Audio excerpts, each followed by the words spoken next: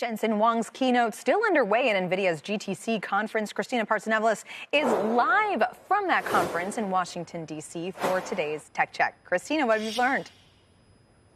Oh, a lot to go through. And CEO Jensen Huang, like you talked about, is in D.C. with the hopes of really showing policymakers how important it is for Nvidia and other tech firms to really build out AI infrastructure.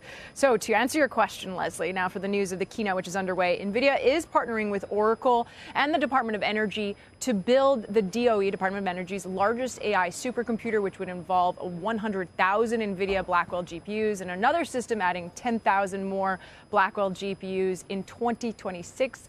Still unclear, though, on how the government is actually planning on procuring those chips, the deal made between both. On quantum computing, NVIDIA introducing NVQLink. So there's a lot of names here, but just know that it's about connecting quantum processors to 8 major national U.S. labs. When he did announce this collaboration, you did see the reaction in the stock price for Rigetti, D-Wave, IonQ, all falling on that news when he mentioned those names. And then we move on to a collaboration with CrowdStrike to help cybersecurity AI agents. That's when you saw the stock pop. So this event is clearly having an outsized impact on a lot of tech names. And then there was the partnership with Palantir, both the companies joining forces to build systems that run business operations. So business decisions like eventually changing the route of a ship depending on the weather patterns. So this is essentially where you would take out the human and the AI would make the decisions for you. We're not at that point per se, but the two companies are working together. And one example that they use is the company Lowe's that is involved with just building out this infrastructure. And then last but not least, we have Nvidia also investing $1 billion in Nokia to update wireless networks and also cell towers across the United States.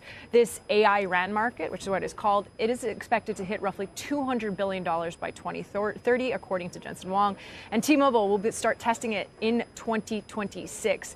The Nokia deal, though, really is part of Nvidia's recent, shall I say, spending spree. They committed money to Intel, about $5 billion, up to $100 billion to OpenAI over the next decade.